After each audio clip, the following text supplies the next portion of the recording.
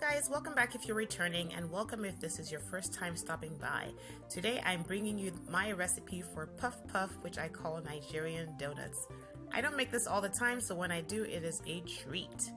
Let's get started. I'm using 3 cups of unbleached all-purpose flour, a 1/4 teaspoon of salt, 1 teaspoon of ground nutmeg.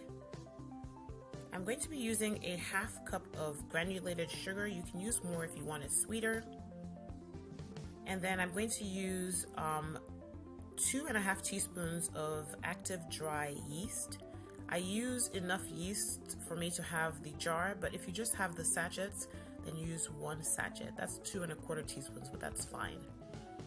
So now on to my water. I'm going to proof my yeast. If you don't want to proof it, you can just add it straight to your mix there. To proof it, I'm going to use a 1/2 teaspoon of sugar, which I have in that water. I like the water to be about 105 to 110 degrees Fahrenheit. I'm going to add the yeast, mix it in, cover it, and let it stand for 10 minutes, and we'll see if it's working. I mixed my flour and other dry ingredients together, and now I'm going to add my yeast. As you see that foam on top, that means that your yeast is working. For my mixing water, I like it to be at about 110 to 120 degrees. So I'm just going to show you how to test this if you don't have a thermometer. I usually mix 1.25 cup of cold water and 1 cup of hot water. And if you can stick your finger in and leave it in there with a little bit of a sting, then you are good to go. So I'm going to go ahead and start adding that to my mix there. I'm going to slowly add the water and mix it really, really well. I'll start off with my spoon, but I'll end up using my hands because I just want to make sure that all the lumps are mixed away. Alright, so I'm going to mix this nicely with my spoon. If you haven't subscribed yet, please feel free to hit that red button and join the family. Thank you. If you're recently subscribed, thank you very much and welcome to the family. Alright, I'm going to add the rest of my water, and like I said, we are going to get those hands ready and mix this batter till it's beautiful and smooth. As you can see there, that is the consistency that you are looking for. I'm going to pour this back into my glass bowl because it will hold my plastic wrap better. I'm going to cover with plastic wrap and a kitchen towel and throw it in the oven. The oven is off. Alright, and we're gonna get ready to start frying. I'm just going to mix this down gently.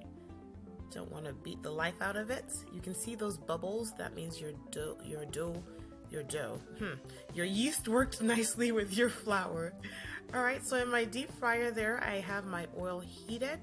You can use a pot. You just want to make sure that you have enough oil to deep fry this. I am not afraid to use my hands in the kitchen, so I'm going to be dropping these into the oil with my hands. Alright, now watch that puff float up to the top of your oil. That means that the oil is hot enough, about 340 to 350 degrees Fahrenheit. Alright, so I'm just going to fill up my fryer. I'm not going to overly crowd it. I'm just going to fill it up until I have no more room to drop any more puffs. And then I'm going to make sure that I mix this, flip them, because these things right here think they're gymnasts and they like to just flip back onto the side that is already brown. But guess what? You are in control here, so do the flipping. Alright, so we want to just cook these for about 4 or so minutes till they're beautifully browned and they're cooked inside. I'm going to drop them into my colander that is lined with paper towels, and I'm going to keep frying.